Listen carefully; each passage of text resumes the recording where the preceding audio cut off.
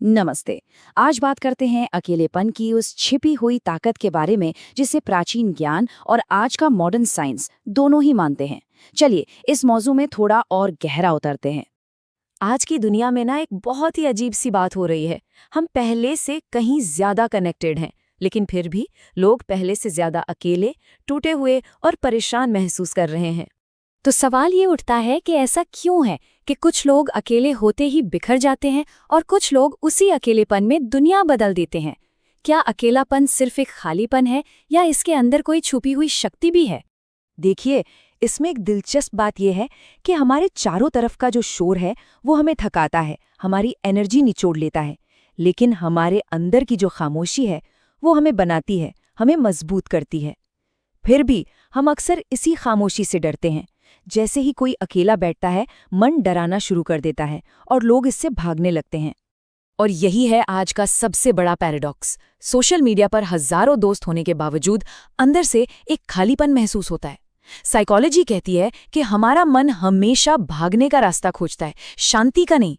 लोग अपने अंदर के शोर से बचने के लिए बाहर की भीड़ में चले तो जाते हैं, लेकिन मन कभी शांत नहीं होता, बल्कि और ज्यादा बिखर जाता है।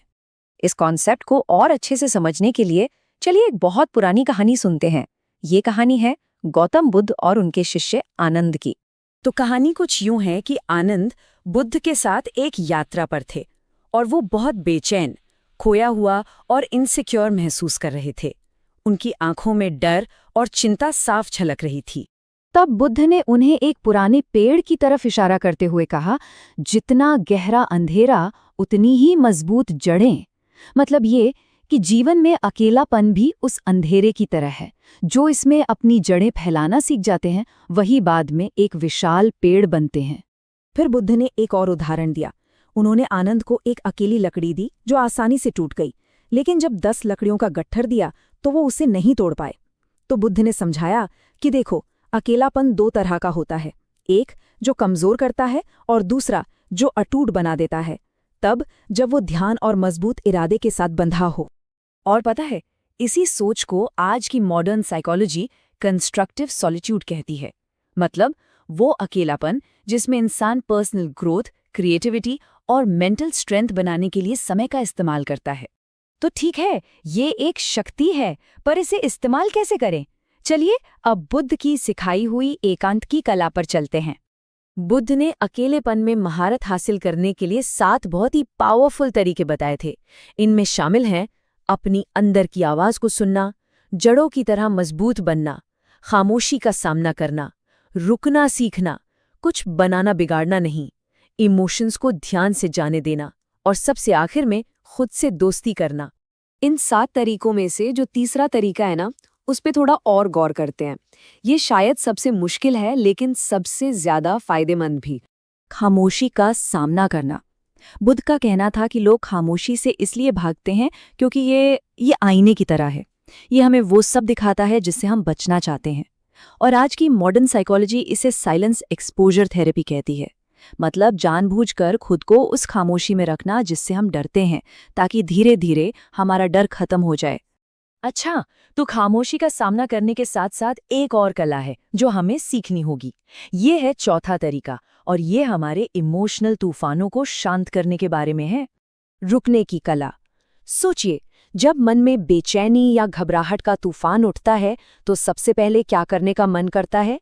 भागने का, है ना? लेकिन बुद्ध सिखाते हैं कि हमें वहीं बैठना चाहिए। जो बैठकर उस तूफान का सामना करता है, वही उसे जीतता है। साइकोलॉजी में इसे डिस्ट्रेस टॉलरेंस कहते हैं, यानी मुश्किल भावनाओं के साथ रहने की क्षमता, ये जानते हुए कि वो हमें तोड़ेंगी नहीं बल्कि और मजबूत बनाएंगी। और ये देखना कितना फैसिनेटिंग है कि बुद्धा की ये सारी बातें आज की मॉडर्न साइकोलॉजी से कितनी मिलती जुलती हैं। जिसे बुद्ध ने मन को जानना कहा, उसे आज हम कहते हैं इंट्रोस्पेक्शन। जिसे उन्होंने भीतर टिकना कहा, वो आज इमोशनल रेगुलेशन है। और सबसे खूबसूरत, स्वयं से मित्रता को साइकोलॉजी कहती है सेल्फ कंपैशन। देखिए, नाम बदल गए हैं, लेकिन सच्चाई वही है। ये ज्ञान सचमुच टाइमलेस है। और साइकोलॉजी ये भी बताती है कि जो लोग अकेले रहने की इस कला को सीख लेते हैं ना, उनमें 5 कमाल के गुण आ जाते हैं।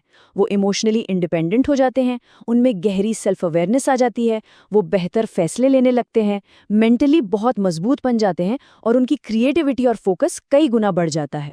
तो मतलब सार ये है कि अकेलापन इमोशन से भागने की जगह नहीं है, बल्कि ये उन्हें समझने और संभालने की क्षमता को डेवलप करने का एक ट्रेनिंग ग्राउंड है, एक ऐसी स्किल जो जिंदगी में कामयाबी के लिए बहुत जरूरी है। तो अब सवाल ये है कि इस सारी समझ को अपनी ताकत कैसे बनाएं? देखिए, अकेलेपन के हमेशा 2 रास्ते होते हैं। एक वो जहां इंसान खुद से भागने के लिए जाता है और दूसरा वो जहां इंसान खुद को खोजने के लिए जाता है। असली जिंदगी की शुरुआत तभी होती है जब दूसरा रास्ता चुना जाता है। और इसकी शुरुआत एक बहुत ही सिंपल पर बहुत पावरफुल प्रैक्टिस से की जा सकती है, जिसके लिए सिर्फ 10 मिनट चाहिए। हर रोज सिर्फ 10 मिनट के लिए बैठना, कोई फोन नहीं, कोई डिस्ट्रैक्शन नहीं, बस खुद के साथ। हाँ, शुरू में ये बहुत मुश्किल लगेगा, लेकिन धीरे धीरे यही 10 मिनट जिंदगी का सबसे सुंदर हिस्सा बन जाएंगे, क्योंकि यहीं पर असली मैं से मुलाकात होती है। और अंत में ये बात इस पूरी सोच को बहुत अच्छे से बताती है कि जो इंसान अकेले चलना सीख लेता है ना, दुनिया उसके पीछे चलती है। तो याद रखिए, अकेलापन कमजोरी नहीं है, ये वो जगह है जहां एक आम इंसान एक असाधारण इंसान बनता है।